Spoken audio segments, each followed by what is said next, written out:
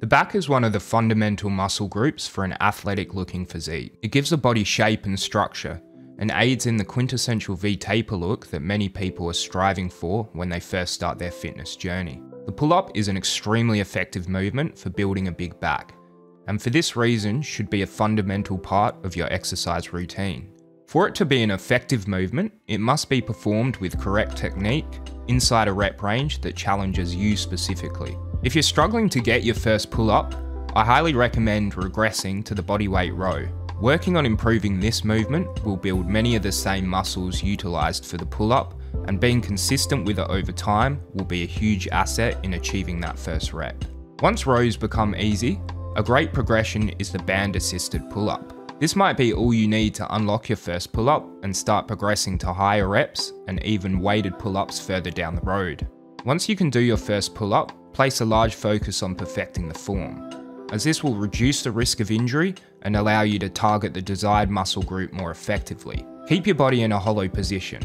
I find this easiest to achieve by bracing the core, and think about pulling your chest to the bar rather than just getting your chin over. This corrects a lot of the technical errors typical in those who are new to the movement. Your hands should also be roughly shoulder width apart when targeting the back, as gripping closer can involve more biceps into the movement, reducing the overall load on the back.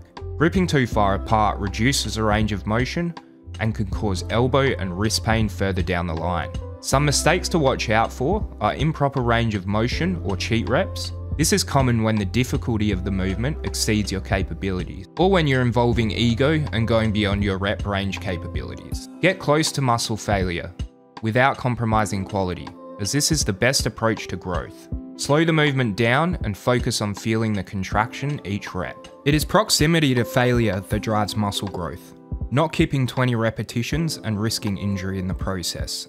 Another benefit of the pull-up is that it is incredibly easy to overload. Unlike the push-up, which can be awkward to overload without limiting scapular movement, the pull-up can be overloaded using a cheap weight belt, or even just by hanging a dumbbell between your legs.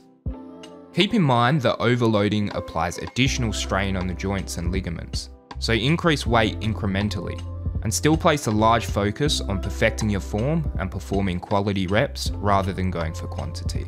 This not only reduces the risk of injury, but also ensures that you're targeting the desired muscle group. When performed correctly, the pull-up is arguably one of the best exercises for lat development and upper body strength. Being consistent with the movement over time will result in good overall back development and strength. As always, thank you for tuning in to this week's video. Really hope you learned something valuable and look forward to seeing you on next week's video. Cheers.